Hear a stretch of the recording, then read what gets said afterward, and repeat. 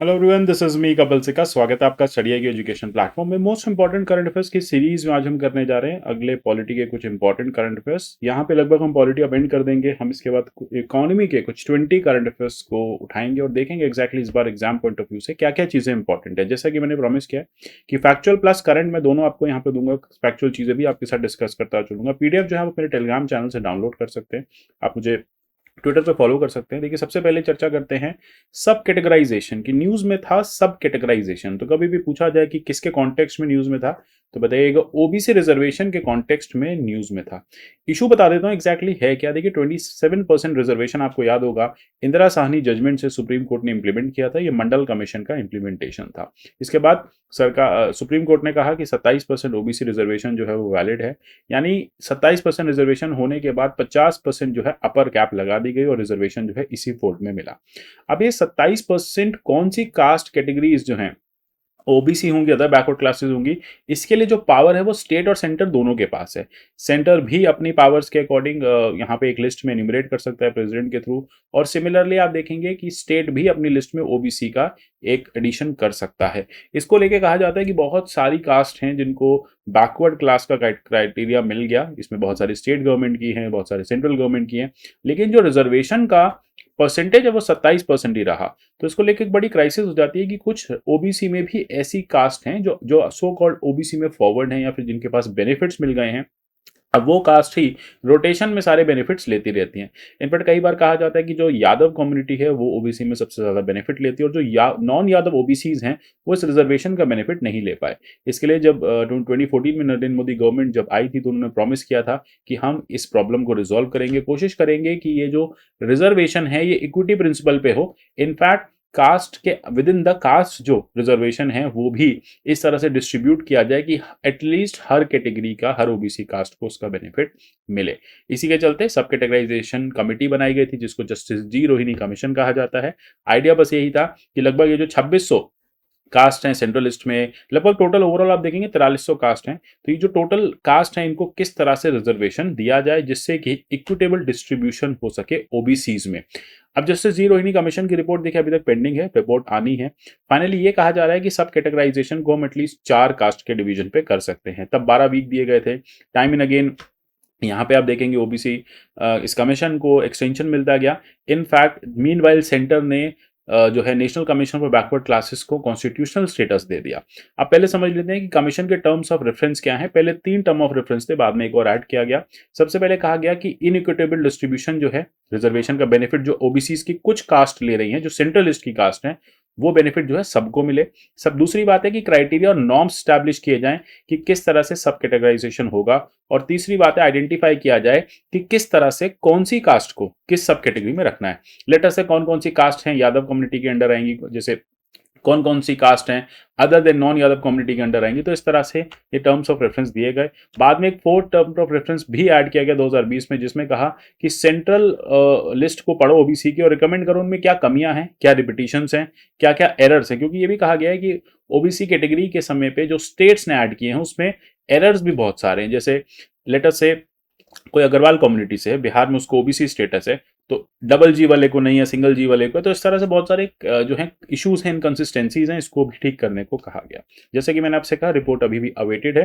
Findings अभी तक यही आई है। कमीशन ने कहा कि 1.3 लाख सेंट्रल गवर्नमेंट जॉब जो है वो ओबीसी कोटा में दी गई थी पिछले 5 साल में। अब इसमें 97% जो है वो लगभग आप देखेंगे जस्ट 27% ऑफ ऑल सब कास्ट को मिली है। लगभग आप देखेंगे कि मैक्सिमम जो है वो एक कास्ट को सबसे ज्यादा बेनिफिट मिला है और लगभग 994 सब कास्ट हैं ओबीसी की जिनके पास मात्र 2.6% का रिजर्वेशन है।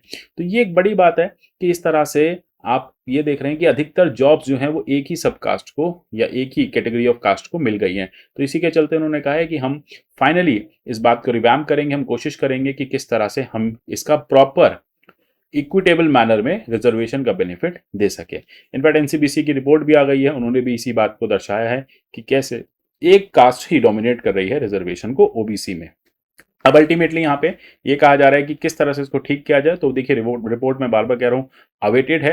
अभी कोई इनफैक्ट अभी लास्ट ईयर ये भी हुआ था कि जैसे आपने देखा कुछ एक ओबीसीज़ की बात की गई थी उनको एडिशन करने के लिए लेकिन अल्टीमेटली ये देखा गया कि ओबीसीज़ वहाँ पे नॉन फाउंड सुटेबल कैटेगरी में डाल दिए गए थे। तो उसको लेके भी काफ़ी ह्यू एंड क्राई हुआ था। तो आइडिया यही है कि इस तरह से जो बेनिफिट्स हैं या तो वो जनरल ले जाते हैं या फिर ओबीसी के अंदर विद इन ओबीसी एक सिंगल या 2-3 सिंगल कास्ट जो है वो ले जाती हैं। इसके लिए अब जी रोहिणी कमीशन ने एक रिकमेंडेशन देखिए अभी फाइनल नहीं किया लेकिन हाँ, एक हमें न्यूज़ मीडिया के थ्रू एक रिकमेंडेशन मिला है कि ऐसा जस्टिस जी रोहिणी कमीशन सोच रही है कि वो 4 सब कैटेगरीज में डिवाइड कर दें। मतलब ओबीसी के अंडर भी 4 सब कैटेगरीज रहें, उसी के अंडर सारी कास्ट का को आप ले आएँ और अल्टीमेटली अकॉर्डिंगली रिजर्वेशन जो है वो डिवाइड करें। यानी जितनी जिसकी पॉपुलेशन उसके आधार पे रिजर्वेशन जो है वो 27% डिवीजन होना चाहिए।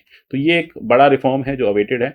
जैसे ही रिफॉर्म आ जाता है तो आप इसको ज़रूर देख लीजिएगा। एग्जाम से पहले शायद अब मुश्किल आ जाए, लेकिन अल्टीमेटली फिर भी आप इस पे ध्यान रखिएगा। अच्छा, हम बार-बार बात कर रहे हैं एनसीबीसी की, तो देख लेते हैं एनसीबीसी क्या कहती है। एनसीबीसी का भी यही कहना है कि 4 सब कैटेगरीज ठीक है, इसी सब कैटेगरी को हम इम्प्लीमेंट करते हैं। एनसीबीसी देखिए एक स्टैट्यूटरी बॉडी थी पहले, उसको 338 में कॉन्स्टिट्यूशनल स्टेटस मिला। ये 102nd अमेंडमेंट एक्ट 2018 के थ्रू दिया गया था। काम क्या है, कंप्लेंट्स को एग्जामिन करती है, वेलफेयर मेजर्स को एग्जामिन करती है बैकवर्ड क्लासेस के, और अब ये कॉन्स्टिट्यूशनल बॉडी है। एनसीबीसी के स्ट्रक्चर की बात करें तो कमीशन में 5 मेंबर्स हैं, एक चेयरमैन है, वाइस चेयरमैन है और 3 बाकी मेंबर्स हैं जिनको प्रेसिडेंट जो है अपॉइंट करते हैं। कंडीशन और टेन्योर जो है वो प्रेसिडेंट ही टाइम टू टाइम डिफाइन करते हैं। जैसे कि मैंने कहा 338B एंड 342 ये इनके कॉन्स्टिट्यूशन यानी कैसे इसका गठन होगा और क्या पावर्स रहेंगी इसको डिफाइन करते हैं। और अल्टीमेटली अब ये कहा गया कि फाइनली एक national commission for backward classes है जिसके पास कॉन्स्टिट्यूशनल अथॉरिटी है, और कॉन्स्टिट्यूशनल अथॉरिटी के चलते वो बैकवर्ड क्लास के बेनिफिट्स के बारे में सोच सकती है। तो इतना ही हमें जानना था। अच्छा, दूसरा जो एक इंपॉर्टेंट न्यूज़ था वो था 97th अमेंडमेंट को लेकर। 97th अमेंडमेंट आपने देखा इस साल सुप्रीम कोर्ट ने स्ट्राइक डाउन कर दिया। तो 97th अमेंडमेंट के बारे में जानेंगे, क्या चीज़ें बची हैं, क्या स्ट्राइक डाउन कर दिया और क्या रीज़न था। देखिए, सुप्रीम कोर्ट ने गुजरात हाई कोर्ट की 2013 की जजमेंट को अपहेल्ड करते हुए कहा कि ये कोऑपरेटिव सोसाइटीज़ के केस में अगर आपको स्टेट कोऑपरेटिव सोसाइटी में कोई भी लॉज बनाने हैं तो वो पावर स्टेट के पास है। क्योंकि अगर आप शेड्यूल 7 की बात करेंगे, शेड्यूल 7 क्या कहता है, वो पावर्स के डिवीजन की बात करता है। सेंटर और स्टेट के पास क्या पावर्स रहेंगी, कॉन्करेंट क्या पावर्स रहेंगी। तो वहां पे स्टेट लिस्ट में स्टेट कोऑपरेटिव्स को लेके मेंशन किया हुआ है। तो अल्टीमेटली स्टेट कोऑपरेटिव्स के केस में लॉ कौन बनाएगा, स्टेट कोऑपरेटिव्स के केस में लॉ बनाएगा state government. Multi state cooperatives यानी ऐसी कोऑपरेटिव जो 2-3 स्टेट्स में हो, 2 से ज्यादा स्टेट्स में हो, एक से ज्यादा स्टेट में हो, तो उस पर लॉ कौन बनाएगा, सेंटर। तो टेक्निकली यहां पे ये कहा जा रहा है कि जब 97th अमेंडमेंट किया गया था कॉन्स्टिट्यूशन में 2011 में, तो आर्टिकल 368 के तहत क्योंकि यहां पे स्टेट्स की पावर जो है विशेड हो रही थी, more than half of the state से कंसेंट नहीं ली गई थी। तो अल्टीमेटली इसी कंसेंट ना लेने के चलते ये जो अमेंडमेंट है ये नल एंड वॉइड है। और अल्टीमेटली सुप्रीम कोर्ट ने कहा भी कि जो स्टेट कोऑपरेटिव सोसाइटी वाला अमेंडमेंट है वो नल एंड वॉइड है। जो मल्टी स्टेट कोऑपरेटिव सोसाइटी वाला है उसमें पार्लियामेंट या फिर सेंटर जो है वो लॉज बना सकती है। तो अल्टीमेटली यही चीज है फाइनली कि 368(2) के चलते रेटिफिकेशन जो है वो 1/2 ऑफ द स्टेट लेजिस्लेचर से लेना चाहिए था। क्योंकि यहाँ पे आप जो पावर्स में कुछ चेंजेस कर रहे हैं वो स्टेट लिस्ट की पावर में चेंज कर रहे हैं। और अगर आप एंट्री 32 की बात करें, लिस्ट 2 की 7 शेड्यूल की, तो वहां क्लियरली लिखा हुआ है कि स्टेट के पास पावर है स्टेट कोऑपरेटिव सोसाइटी के चलते लॉ बनाने की। अब बात कर लेते हैं एग्जैक्टली 368 की। तो 368 का अमेंडमेंट आप देख रहे हैं किस तरह से किया जा सकता है। 368 में कॉन्स्टिट्यूशनल अमेंडमेंट आप किसी भी बिल हाउस में बिल इनिशिएट करके किया जा सकता है। बिल जो है majority of the total membership of the house present in voting से पास होना चाहिए, फिर उसको प्रेसिडेंट के पास जाना चाहिए। कॉन्स्टिट्यूशनल अमेंडमेंट के केस में प्रेसिडेंट जो है बिल को रिटर्न नहीं कर सकते, उनको असेंट देनी पड़ेगी। इसके अलावा अगर आप आर्टिकल 54, 55, 73, 162, 241 जो कि आपके प्रेसिडेंट ऑफिस से रिलेटेड है, गवर्नर ऑफिस से रिलेटेड, एग्जीक्यूटिव ऑफिस से रिलेटेड है, इसमें कुछ चेंज कर रहे हैं, अगर आप सुप्रीम कोर्ट के, हाई कोर्ट के कुछ ऑफिस में चेंज कर रहे हैं, 7 शेड्यूल में कोई चेंज कर रहे हैं, या फिर पार्लियामेंट में स्टेट्स के रिप्रेजेंटेशन को चेंज कर रहे हैं, तो ऐसे केस में आपको स्टेट से कंसेंट लेना पड़ेगा, more than 1/2 of the state से कंसेंट लेना पड़ेगा। तो यही कोर्ट ने यहां पे कहा कि 97 अमेंडमेंट लाने से पहले आपको स्टेट से कंसेंट लेना चाहिए था। इसमें एक दलील यह भी दी गई कि जब हमने पंचायती राज अमेंडमेंट किया था 73rd 74th, तब भी तो हमने स्टेट से इस अमेंडमेंट को रेटिफाई कराया था, तो यहां भी कराना चाहिए था। अच्छा, बात कर लेते हैं 97 अमेंडमेंट में दिया क्या क्या गया था। एक तो फंडामेंटल राइट ऐड किया गया था 19(1)(c) में, राइट टू फॉर्म कोऑपरेटिव्स, ये लोगों को मिला एक फंडामेंटल राइट। फिर एक डीपीएसपी 43(b) में जिसमें कहा गया कि स्टेट्स जो हैं उनके पास उनकी ड्यूटी है कि वो कोऑपरेटिव्स को स्टैब्लिश कराएंगी। फिर साथ ही साथ पार्ट 9 भी स्टैब्लिश किया गया, कोऑपरेटिव्स के काम करने का तरीका, और स्टेट लिस्ट में एक अमेंडमेंट किया गया। तो ये इस तरह से आपने देखा कि स्टेट्स के पास, सेंटर के पास पावर आ गई कि सेंटर किस तरह से कोऑपरेटिव्स बनवाएगी, कोऑपरेटिव्स को चलाएगी, कोऑपरेटिव्स के इलेक्शन कराएगी, कोऑपरेटिव्स पे लॉ बनाएगी। तो अब ये 97th अमेंडमेंट जो है पार्शियली हटा दिया गया है। तो इसमें सेंटर के पास अब ऐसी कोई पावर नहीं है जिसके चलते वो स्टेट्स के कोऑपरेटिव्स को बनवा सके या उसके लिए लॉ बना सके। हाँ, जब बात आएगी फंडामेंटल राइट की, इस पर अभी कोर्ट ने कुछ नहीं कहा है। जब बात आएगी डीपीएसपी की, तो ये अभी भी ऐसा ही है। तो 43B एंड 19(1)(c ये दोनों अमेंडमेंट जो हैं ये अभी भी आपके कॉन्स्टिट्यूशन में है। अब अल्टीमेटली कोऑपरेटिव्स के केस में, जैसा कि मैंने आपको सारा कुछ बता दिया है, स्लाइड्स में सब कुछ मेंशन है, आप इसे पढ़ सकते हो। तो हमने मल्टी स्टेट कोऑपरेटिव सोसाइटीज में सेंटर के पास पावर है कि वो लॉज बना सकती है, स्टेट कोऑपरेटिव सोसाइटी में सेंटर के पास पावर नहीं है। नेक्स्ट जो हम देखेंगे वो देखेंगे सेडिशन लॉ के बारे में। देखो सेडिशन लॉ काफी ज्यादा न्यूज में, बात कर लेते हैं सेडिशन लॉ मेंशन क्या कहाँ पे, कॉन्स्टिट्यूशन में बिल्कुल भी नहीं, ये आपके आईपीसी में मेंशन है। सेक्शन 124A जो है आईपीसी का वो बात करता है सेडिशन लॉ की, लॉ ऑफ सेडिशन की। इसे ब्रिटिशर्स लेके आए थे, थॉमस मैक्यूले ने इसको इंट्रोड्यूस किया था 1870 में, याद रखिएगा ये एक अमेंडमेंट के थ्रू आया था। 1860 में आईपीसी आया, 1870 में लॉ ऑफ सेडिशन आया। अब बात कर लेते हैं लॉ ऑफ सेडिशन कहता क्या। देखिए उस समय क्या इश्यूज थे कि ब्रिटिशर्स के अगेंस्ट जैसे नेशनल मूवमेंट चल रहा था, प्रेस जो है वो काफी ज्यादा एक्टिव थी और लोग जो है वो एक रेवोल्यूशन की डिमांड कर रहे थे। तो ऐसे में ब्रिटिशर्स को लगा कि इस पावर को हम कर्ब कर सकते हैं। तो उन्होंने एक आर्टिकल इंसर्ट किया, एक सेक्शन इंसर्ट किया, word whoever by word spoken or written by sign or by visible representation। ये तो हो गया एक्शन। करना क्या चाहता है, to bring or attempt or bring hatred or contempt किसको, to government of India and then, या फिर कोई भी डिसअफेक्शन लाना चाहता है गवर्नमेंट ऑफ इंडिया के केस में, या लोगों को भड़काते हैं गवर्नमेंट ऑफ इंडिया के अगेंस्ट खड़े होने में, तो ऐसे केस में सेडिशन माना जाएगा। और सेडिशन जो है वो इम्प्रिजमेंट फॉर लाइफ की वहां पे जो है प्रोविजन है, मतलब जो सजा है वो इम्प्रिजमेंट फॉर लाइफ की है, और साथ ही साथ यहाँ पे फाइन की भी बात है, या फिर 3 साल तक का इम्प्रिजनमेंट जो है वो किया जा सकता है। डिपेंड करता है कि एक्शन कैसा है। याद रखिएगा ये एक नॉन वेलेबल ऑफेंस है, यहाँ पे 3 साल से लेके लाइफ टाइम तक की जो पनिशमेंट है वो हो सकती है। थोड़ा सा हिस्ट्री में चलते हैं, क्या फेमस सेडिशन ट्रायल्स थे। देखिए सबसे पहले जो थे वो थे जोगेंद्र चंद्र बोस, जेसी बोस को 1891 में क्योंकि वो एडिटर थे बंगोबासी के, तो उस पर्टिकुलर कॉन्टेक्स्ट में उनको सेडिशन लॉ में बुक किया गया था। महात्मा गांधी को बुक किया हुआ है, बाल गंगाधर तिलक को बुक किया हुआ है, शंकर लाल बैंकर को किया हुआ है। तो आप देखेंगे इंपॉर्टेंट काफी ऐसी पर्सनैलिटीज हैं जो ब्रिटिश गवर्नमेंट के अगेंस्ट थी या फिर जो अपने स्वराज की डिमांड कर रही थी। जब भी वो कोई आवाज उठाती थी तो उनको सेडिशन लॉ में बुक कर लिया जाता है। तो इसी को लेके कहा जाता है कि सेडिशन लॉ शायद एनाक्रोनिस्टिक, और सुप्रीम कोर्ट ने हाल ही में कहा है कि इसमें कुछ चेंजेस आने चाहिए। ठीक है, इसको आप थोड़ा सा डाइल्यूट करो या फिर सेडिशन की डेफिनेशन दो। देखो सबसे इंपॉर्टेंट चीज है कि कौन से एक्शन जस्टिफाइड है, कौन से नहीं है, एक्सप्लिसिटली डिफाइंड नहीं है।